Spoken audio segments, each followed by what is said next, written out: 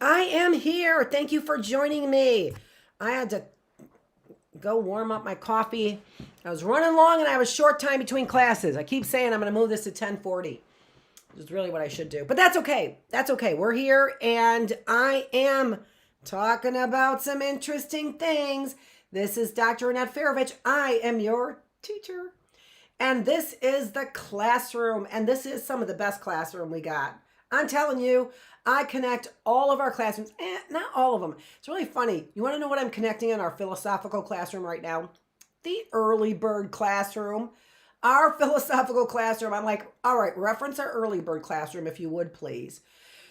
But this one connects all over the place. But they all connect. But this is the meat and potatoes. Why? Why is this the meat and potatoes? I say that all the time. Meat and potatoes. I like meat and potatoes. Why is this the meat and potatoes, though? Do I think right now at this moment, this is the meat and potatoes?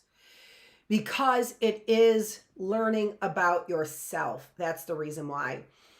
And I believe that in this journey, in this particular class, I really believe, and it is my goal to teach you how to have the skills to walk yourself out of whatever anxiety, depression, neurotic behavior, whatever unhealthy behavior, whether by choice or not, right? Walk you right out of it. Walk you right out of it. And I think I can do that. I really do. So I always give you a little bait.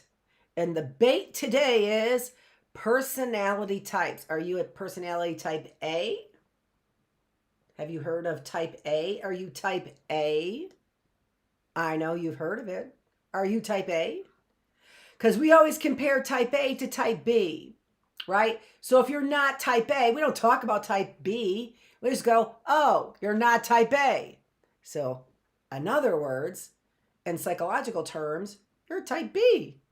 That's what you are, type B.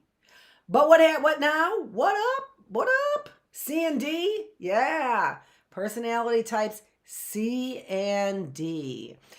Interesting science behind these personality types. And then muchos red flags. Let me tell you why, right up front, why there are muchos red flags. That is because rojo. I don't know what flags are in Espanol. Muchos flags rojo. Rojos would be right.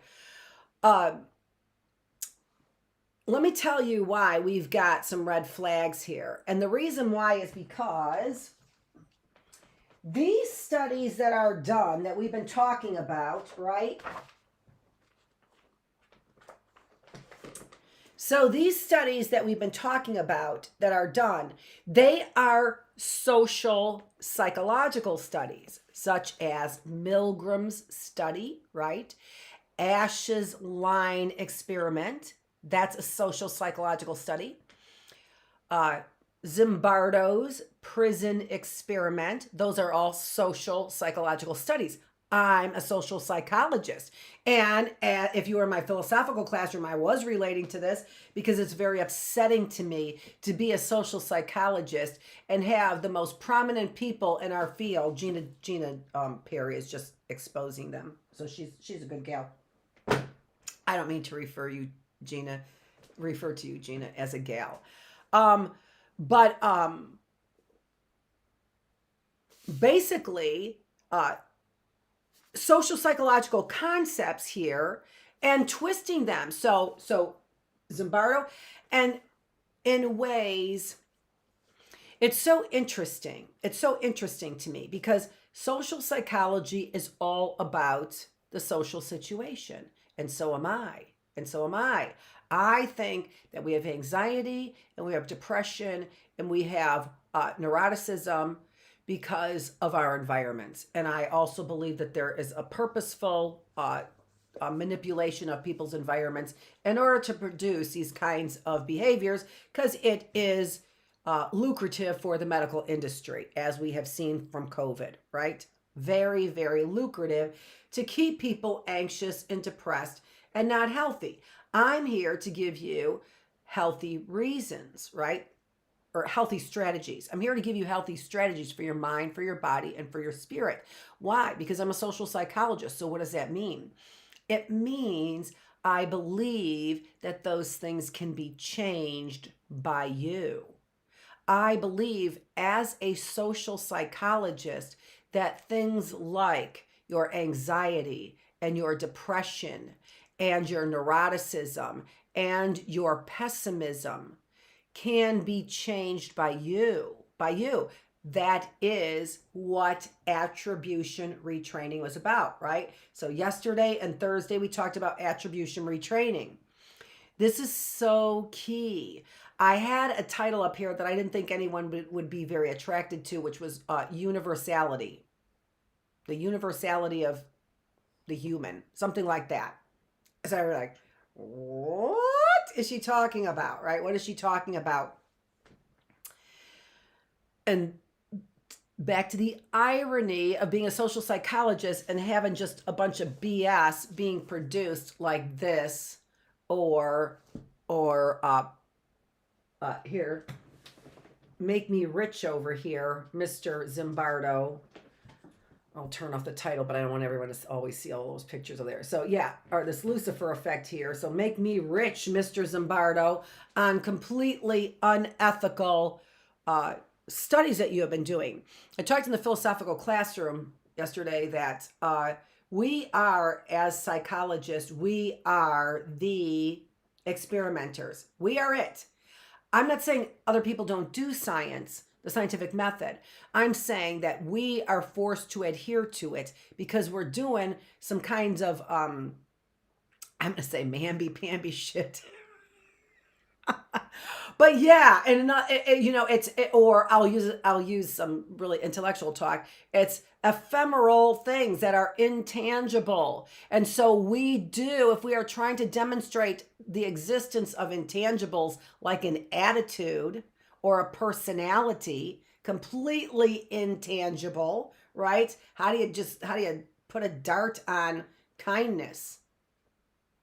Where's that located? When I have it, if I have it, where's it located? Where is it? Is it in my heart? Really? Is it in my heart? Where is that? Where is compassion located? And considering those things are the most important things: compassion, love, kindness, trustworthiness, self-confidence, right? Belief, beauty, believe that you are beautiful, beauty, right? Are the things we're all working for. Yet as psychologists, we don't talk about them. And instead what do? We get rich on suppressing humanity. Oh my gosh. I'm a social psychologist. So are you beginning to understand sort of the frustration I have? I'm a social psychologist. I think things happen for a social reason. But I don't believe these MFers are supposed to be creating those social reasons in order to destroy the human spirit. And that is what these wicked, wicked social psychologists have been doing. Behind my back, by the way, behind my back. Oh, I'm sorry. What? I'm sorry. Did you see that? Yeah. Behind my back. And what do I mean by that? You haven't been effing telling me about it, is what I mean. You haven't been telling me about it. And all my effing classes with my PhD, you didn't tell me that they are wicked people. You didn't tell me that. Oh, I was just about ready to go off on another tangent about the wickedness. Kinsey. You didn't tell me about Alfred Kinsey. You didn't tell me about Alfred Kinsey. And this was the thing I was getting to in the philosophical classroom. Oh, I can't even get to it. I can't even get to it because it's going to make me cry again. And it's so funny because if I'm not on this camera and I'm thinking about it, it doesn't make me weep. But when I said those words on the camera, and what were they? The song, the words from the song. With every mistake, we must surely be learning. That was the theme of the philosophical class yesterday. With every mistake, we must surely be learning. And you MFers, you are not. With every one of your MF and mistakes, you're learning exactly what we don't need. Exactly what we don't need. And it is just engulfing our universities. Our universities are enmeshed in this evilness. And many of you already know it. Many of you already know our universities are enmeshed in this evilness. How Oakland University thinks that they have a right to treat me the way that they are treating me with all of my skills. I'm sorry, what was that again? What was that again? And that, oh, what the hell keeps happening with that finger? I don't even know. I don't even know. It doesn't even matter because we know who wins. Spiritual classroom, connecting to the spiritual classroom because we know who wins this war. Okay, so that, you know, I do a lot of shoot outs for a lot of people who want a lot of thoughts, and you pick out your own thoughts that you want to have and the number of thoughts that you want to have about it, or where you want to go in your deep dives or whatever. You decide based on what you're hearing me say. But trust me when I say this, what I'm saying is extremely important. What I'm saying is a psychological PhD way to look at the things that you are already talking about around your kitchen table. I just have, my PhD allows me, I believe, to help give everybody who's looking for it in the same way I'm talking about it, strategies to be using, some great coping, some great experiences, some knowledge behind all of this so that you don't feel like you're crazy. Oh, I'm sorry, what was that again? Yeah, because people owe you. What else are you going to do when you've got nothing else to go on, right? Make a psychologist look like what? She can't handle teaching classes all the way from kindergarten through college? Really? Really? How you doing on that? Oh, you? How you doing on that? Okay, so do you see how I talk about all these very real things going on right now and talk about what happened in 1956, right? Here with Congress, right? And the Senate hearings that are going on about communism, I cannot even think of anything that we could possibly talk about that is more relevant today and with what is going on. So you're getting a real dose of history here, a huge dose of psychology, experimental psychology, a huge dose of science, right? A huge dose of critical thinking along with this. And the final thing is hopefully a huge dose of practical skills. The bottom line for this classroom is finding out who you really are. This is a self-exploration. If you find out who you are, right, and you're going down this road, but you want to go down that road, knowledge is power. I've been saying it for the last few episodes very specifically. Knowledge is power. How do you not make the mistakes that Lucifer over here, Philip Zimbardo made over here? How do you not make those mistakes that Zimbardo made? You don't make those mistakes because you have knowledge. You have knowledge. How do you not go and give somebody a shock that looks like it could be deadly? Because you have knowledge. And that's what I'm here to bring you, right? And that knowledge is power. And that power translates to self-esteem and self-confidence. What are the first two personality cues that we recognize faster than anything? Personality cues, faster than any other personality cue. What are those cues? Confidence and trustworthiness. So those are the things that we want to emit to people. They are so important to our humanity, to our human spirit, to our success, to our survival. What is it again? Confidence and trustworthiness. I have to be able to depend on people. Belongingness. Let's get to the thing that you guys I know have been waiting for, and that is, let's talk personality types. Again, right before we do this, let's get this clear so it's crystal clear to you. Why did I bring up this, right? Why did I bring up this? Because I'm saying that the environment is everything. It's why I'm a social psychologist. But we can create an environment. We can create an environment whereby people are acting like robots. Science, technology, engineering, mathematics. Science, technology, engineering, mathematics, right? No art, no beauty, no real appreciation for beauty.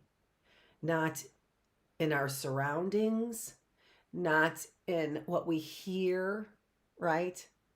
Not in the people that we meet. We are no longer searching for beauty. We're searching for what? Tick, tick, tick, tick, tick, tick, tick, tick. Data. Data, even on our phones. Data, data, data, data, data, data, data. We're not searching for beauty. We're being taught to search for something other than beauty, even amongst ourselves, right? Don't find the beauty in that person. Don't find it. It's not there. You'll be disappointed. Don't look. Don't look for that beauty. You'll be disappointed. Look for the data. The data explains everything. The data is science. It explains everything. Okay. What's that data? What was that data? Let's get, so I'm a believer the situation is everything. I really am. The DNA, I believe that we can overcome with situation. Almost undeniably. We know that we have success with, children who are mentally challenged when they are loved, right? We know the things that will help even those children who don't have the same capacity, right? The thing that might limit us from being able to take advantage of our situation is our capacity, our mental, because we're talking about physical limitations. I'm saying the environment is everything. You might say, no, it's not. It's not everything for a person who has mental limitations, right?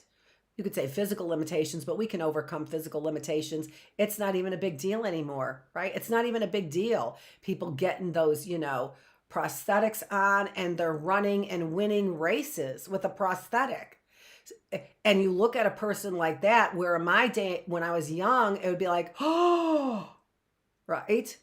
No big deal at all. So physical limitations, right, other than our health, really, we're not even worried about. So you might say, Dr. Feravich, Dr. Annette, how does a person with their environment overcome mental limitations?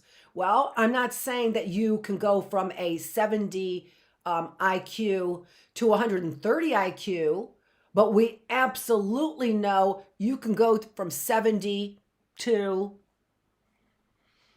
105, which is above average. No, not everybody can, right? But it all depends on a lot of factors. If you are a Black person with a 70 IQ, chances are you could go to 105, because chances are the measure of your 70 was not correct, and your environment had a lot more to do with that, with a contribution to that IQ than it would have been for another person of another race, of a majority race. It would be a less of a true measurement, the 70 IQ. So an African American would have a better chance of going from a 70 IQ to 105 IQ with the change of environment. So you could do it. It's not that you can't do it, right? So even with mental limitations, we can see real growth and real learning. And when people are able to be rewarded from that real growth and real learning, they wouldn't give up, would they? So if we use it as an example, if I have physical limitations, but I am taught to overcome, I can get a prosthetic now, and that prosthetic works as well. And the only thing that worries me at all is what it looks like, and people think it's cool nowadays, right? Okay, no problem overcoming that physical limitation. But again, what about the mental limitation? Well, what if I felt like I was at every stage successful, like in our mastering, in our refining of our skills? What if I had mental limitations, but every step of my journey was still improving my condition? How would you feel about that? Would you feel like you wanted to continue on? Or would that make you feel like you wanted to give up? Right? Of course that person wouldn't want to give up. And we're not, we don't just sit there, right? Nothing is stagnant. We're always moving, either improving or, deproving.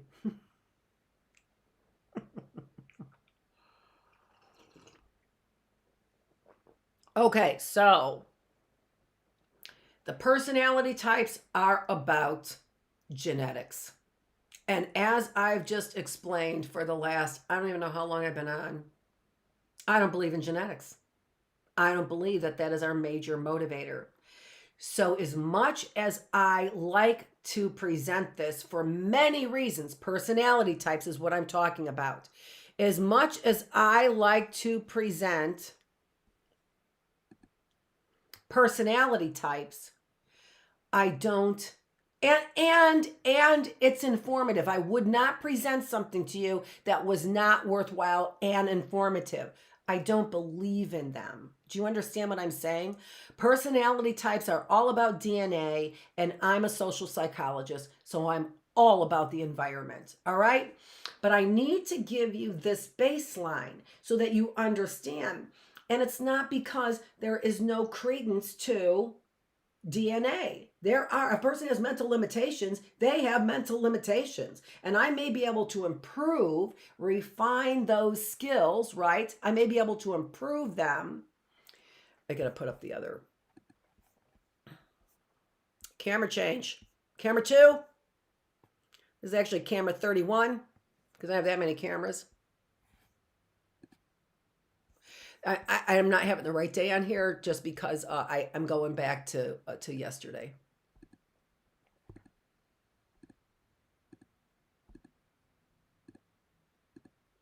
And hopefully I'll see the slide and I will remember why I came here. There we go. This is a slide. And now I remember.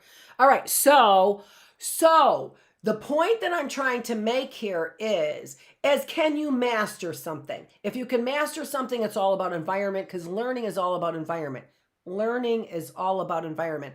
Our ability to learn, our capacity to learn is about DNA. But what is put in our learning is something from the outside getting in here. That's what learning is. I learned how to turn on a light switch as a little infant. That's something on the outside getting in here. So by definition, learning occurs from the environment. By definition. All right, so as long as we're learning, as long as we're refining our skills, are we happy? Are we willing to continue? Are we on our journey, on our path? Are we benefiting, right? Are we in for the survival, right? For even for whatever, right? Motivated to live, even if that's it. Just motivated to not die, right? Does that occur even for somebody who has limited mental capacity if they continue to refine their skills? Well, according to this theory, yes. Why? Because they're mastering something. That's why I'm all about learning. And so when you go to something like a personality type says it's fixed in stone. All of this says it's not fixed in stone, because all of this came from my environment. So I learned to be secure in my attachments. I learned to be preoccupied in my attachments. I learned to be fearful in my attachments. I learned to be dismissing in my attachments. And that which can be learned can be unlearned. And that is the beauty of being a social psychologist. That's the beauty of being a social psychologist. A little bit more than that. I'll tell you, I'll give you a secret. Another beauty is when you do find the DNA is not about this shit. When you do find the DNA, when you do locate the DNA and what the DNA does, it's not about this shit. It's not about this shit. It's not about, where the hell did that other thing go? Duh. It's not about this shit. When you learn about the DNA, you know what it's about? It's about motivation. It's about mastering. It's about being goal-oriented. It's about feeding me and my needs in that pyramid. It's about self-actualization. It's about finding secure and loving relationships. When I find out my DNA and what my DNA does for me, it's not this shit.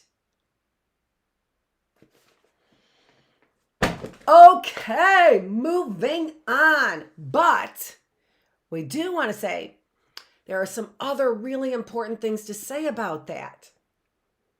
And it's this. Things can get hardwired. Hear me again. Things can get hardwired. So I'm a rat, and you keep giving a little shock to my tail, and it makes me more diligent. We've already explained that study in the past. Makes me more diligent when we were talking about resilience. Okay, well, now you're doing it in my sleep, and now you're making me mad, right? And now I'm hearing these zzz, zzz, zzz, zzz, and now you're making me mad. And now I'm an angry, impulsive, reactionary rat. And I can't change it. It's hard for me to change. So hear me. We can hardwire things. We can. It's the reason likely why we see and that doctors suggest that depression is genetic. Bullshit. It can be. Chemical changes become very quickly a part of our physiology. It remembers our hormonal changes, our neurological changes. They remember. I hear a sound, bam, they come on board. Do I interpret that sound as chirping of birds, or do I interpret that sound as a black crow giving me suspicious fears about impending death? What do you hear?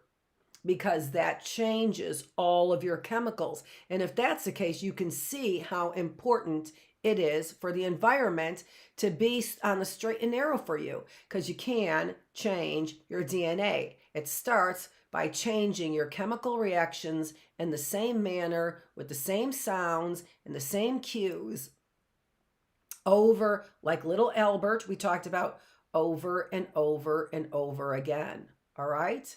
Okay. This rocks. Maybe you don't like rock music. I do. Always have. Been a headbanger my whole life. And this rocks. Okay, so. Oh. Did I put those up there? All right, so we left off. I think so. Let me see. There we go. Yeah, we did. Okay, so we left off with talking about the different elements and measures that we've been looking at for what amounts to neuroticism. We don't call it neuroticism anymore. We call it depression, or we call it anxiety, but it's helpful even if, let's say, somebody said, that's not politically correct to call somebody a neurotic. Okay, well, whatever. It might be helpful. It might be helpful because guess what we have? We have, as psychologists, a whole host, decades of information on neuroticism, starting with the 1930s when we first started our personality tests. What were we testing for? Part of the big 5 personalities was part of the big 5 personalities was neuroticism. So openness, so we're going to use the word ocean here, right? So openness, conscientiousness, extroversion or introversion, because we all have an opposite of this, right? So if you're either conscientious or not, right? So whatever. So opposite. So ocean, openness, conscientiousness, extroversion, agreeableness, and neuroticism. So you might say, I don't measure any longer neuroticism. All right, maybe you don't, but that's too bad because there's a whole lot of reliable reports out there and surveys and things that have decades of reliability that do help us understand things like depression and anxiety, right? And again, see, these are measures of social anxiety. So this was social anxiety as a measure of evaluation, apprehension, and pessimism. We also took a look at affect intensity. What does that mean? That means how intense do we feel an emotion? And we feel, and what we're seeing there again, so these are the different types of emotion in the table there. But what we're seeing there is an individual who is expressing the intensity of their emotions across a period of so many days. And we see greater highs and lows compared to the one on the right that is much more even tempered. And what we look at is we look at who's healthier. Is it healthier to be more expressive, like we have here in the bar in the chart, the line graph on the left? Or is it healthier for us to be less expressive, like this line graph that we have over here on the right? And what we find is that it kind of doesn't matter, that they all basically even out, right? So even this one has got, even though they have greater lows, they also have greater highs.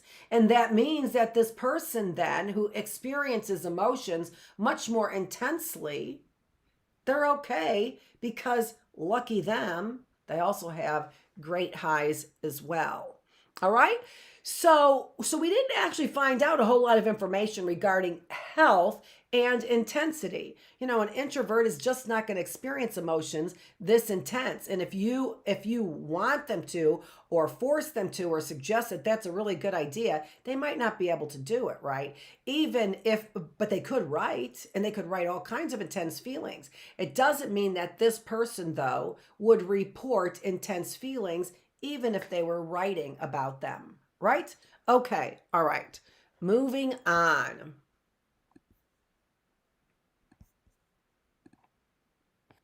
Here is another assessment. This assessment is for this is another assessment for emotional expressiveness. So we talked about it here, this emotional expressiveness. Here's a measure of it. So how expressive are you in your emotions? And now we're going to go on to this personality. We call it personality typology. If you wanted to go look it up on the internet, you could look up personality type, more scientific personality typology. You'd end up getting more scientific reports instead of those fun reports, but they're not really quite that reliable.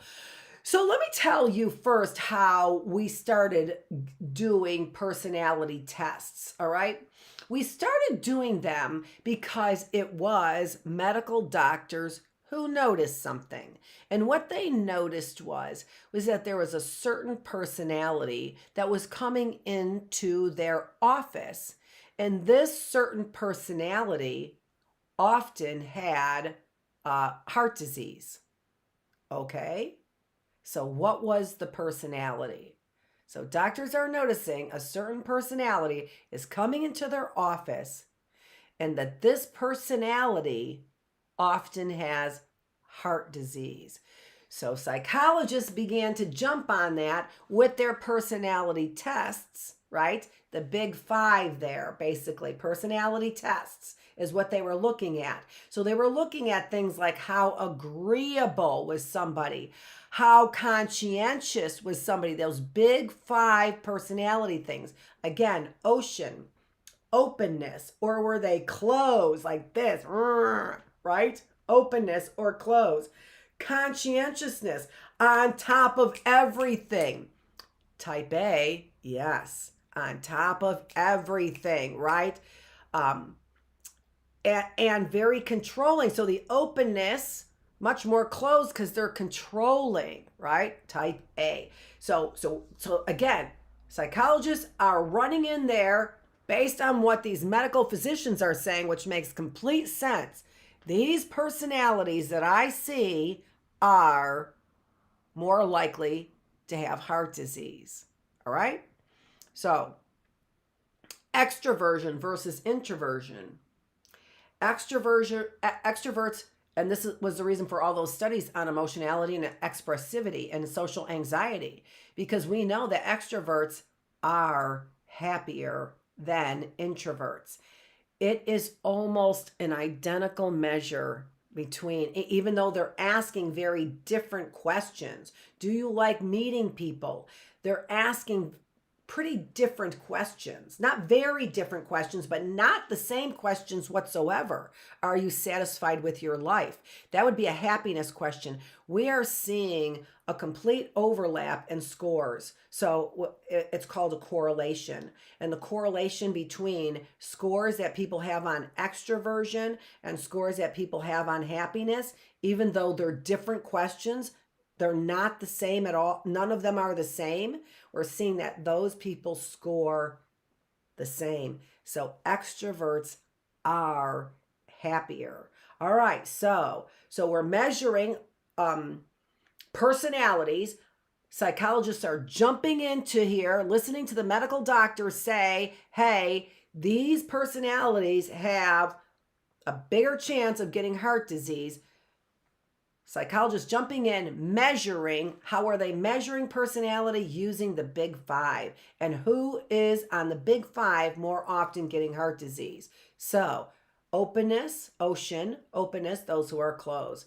Conscientious, yes, the people who are highly conscientious. Perfectionists were those that the doctors were describing more often had heart disease. Number 3, E, extroversion. So introverts, right? So much more grumpy. Introverts, okay? A, agreeableness. No, not agreeable. Those people with this type A personality, very controlling, not a democratic system in the business, all right, that they're in, whatever, in their businesses, and their business meetings and their business dealings, right? And then neurotic. This is about, these individuals don't typically have social anxiety because they're control freaks. But if you take a look at the control and the need for control, then you begin to see some of the social anxiety. So this big five, to find out this type A personality as the medical doctors are describing it, which are those descriptions there, are not being picked up necessarily on that big five measurement. So that's the reason why they're looking at these other assessments as well. Emotionality, social anxiety. So let's take a closer look at that type A personality. All right. So the doctors are describing these people who are more likely to have heart disease, and they describe them as being ambitious. They describe them as being time conscious. They describe them as being hardworking. And they also describe these individuals who are more likely to get heart disease as often hostile. They come into the doctor's office. They're worried about their time. They're sitting on the edge of their seats. And this actually was what the doctors noticed, that they would wear down the edge of the seats sitting towards the edge.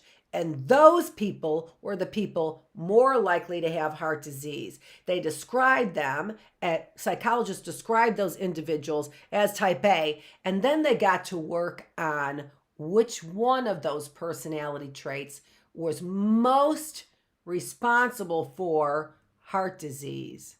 And which one was it? Hostility. So this is a very, very big finding, right?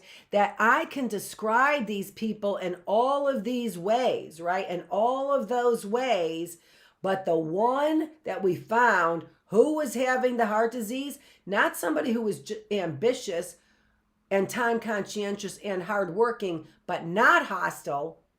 It was the person who may be ambitious, may be time conscientious, may be hardworking, but is hostile. That was the key personality trait of individuals who had heart disease. Type B personality came, as I've described, as the opposite of type A personality. So we defined as psychologists type A, and we just said the opposite of that is type B. We really I don't even know if we have a test that says you're type B. It's just you're not type A. But now we have type C and we have type D as well. So let's take a look at personality type C. And I'll look at B with a close-up. So B is the opposite of A, relax, less competitive than A, and slow to anger. All right. Type C has a pleasant personality, but they repress their emotions. And they then internalize their anger and anxiety. And what happens to type C personality? Type C personality can have these episodes of emotional impulsiveness, right? Emotionality, this explosion. Type Cs will explode, or type Cs will continue to hold it in until they die. And what do type Cs die of? The big C. Type Cs die of cancer. So how about that piece of information? And how about now kind of thinking about the importance of knowing that a personality type that suppresses all their emotions can physically, literally, we should be studying this more, transform that stress that you have bottled up inside into tumors. Pretty big deal, huh? That's a pretty big deal if you are somebody who suppresses their emotions, somebody who's passive, who goes along all the time to get along, a yes person. That's type C. And then the last personality type. So we've defined these more and more over time, right? So the doctor started with type A, and then they had to give the other personality a name. So they gave it type B. But it was equated to heart disease. So you can see the interest of doctors now seeing what diseases correlate with these different personality types, right? So now we see cancer. What else are we seeing? So type D personality has negative emotions that are suppressed. So this is similar to type C, but these really are more specifically negative emotions because type D personality really has a lot of negative emotions.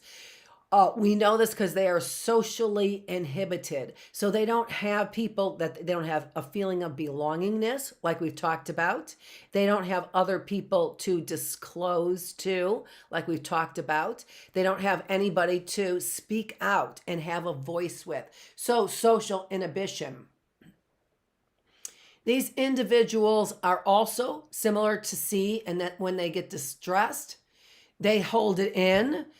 But these individuals are far more likely to be more explosive. So you can almost have this feeling of type C being a more feminine version of type D, to stereotype. So a more passive version of type C, where they really are keeping it all in, but they don't have a trigger mechanism to explode. They might, right? Type C would be more likely to explode in a tearful or depressive state, where type D is much more aggressive and angry. And that's the difference. So what is this? And where type A is a leader and a business person, so type A may have the anger, the hostility, like type D does, but they don't have the social inhibition. Do you see? And this social inhibition and these negative emotions that are repressed turns into cynicism. And what is it? What does it mean to be cynical? What does it mean to have cynicism? What that means is that you see everything as negative. It doesn't matter. So somebody does something nice for you, they have an ulterior motive. The government is always out to get you. Cynicism is that there is a negative outlook on your future and everything that everybody does. Everything and everybody. It's just all bad news. A pessimist, right? But a pessimist who is vocal and angry about it, right? Some people are pessimists like type C, and they keep that bottled in. A type D does not. They are just writing. It's like the Unabomber is what it's like. The Unabomber. So writing angry letters, and I don't know why I talk about the Unabomber that way, since the Unabomber was part of Harvard experiments, right? So back again to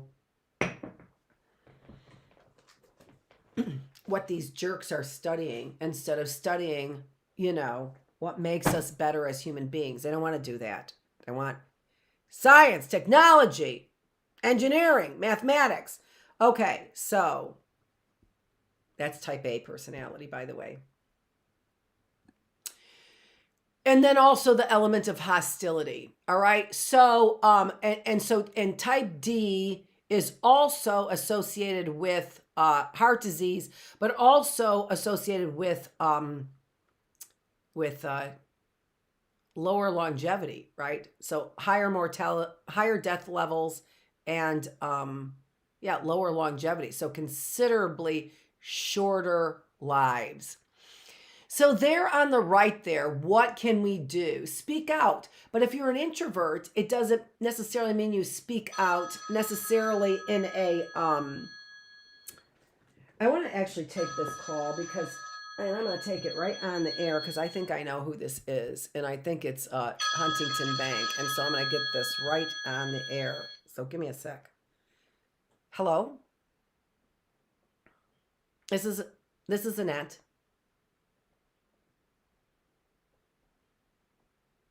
Yeah, I'm on live right now on YouTube, and I'm telling you right now live that I have closed that account. When I closed that account, I asked for a payoff. I got a payoff. And if you charged anything beyond that payoff, I'm sorry, but I don't know how to close a credit card other than going to your bank, asking for a payoff, and telling you that account is closed. I put no charges on there. I had a statement that my account balance was zero. And what you did unprofessionally, I have no idea. I have no idea why your bank cannot keep track of a person's finances, and then you have no idea how to close that account. Those charges passed when I closed that account are not my responsibility. They're yours. That last payoff, I went into the bank, I got a payoff, I said close that credit card, and I don't know what you guys did. And let me tell you something else.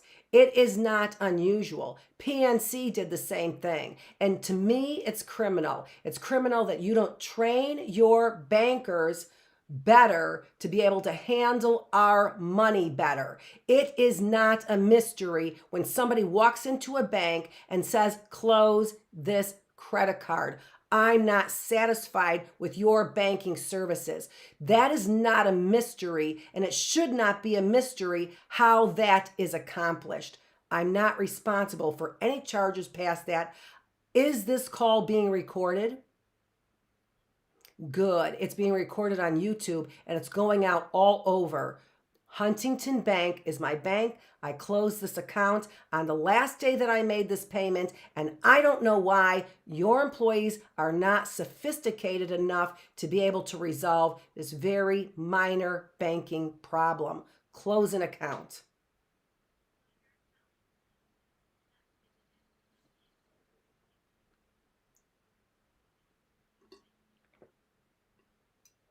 I don't understand what you mean. I'm sorry, what was that?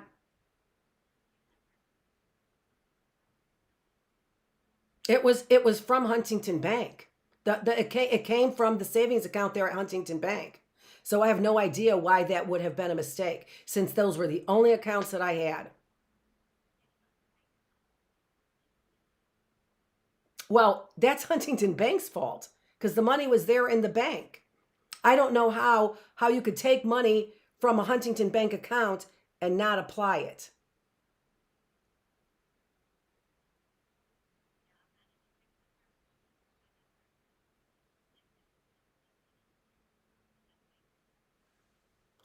Okay, well, again, that's not my fault. That's your fault. Or at the very least, you need to do investigation on it because I used monies from your bank to make that payment. And again, it just sounds like incompetent banking to me. No, I don't have to show proof. You have to show proof. You are telling me, I don't care who's in the department. I'm not, nope, I do not. You do. I took it from those funds. You need to make proof since I was walking in there and made that payment. If you have a problem, you investigate where those funds came from and you come back and you tell me. All right? Good. How did you where did the payment come from? Where did that come from? You have something. Where did that payment come from?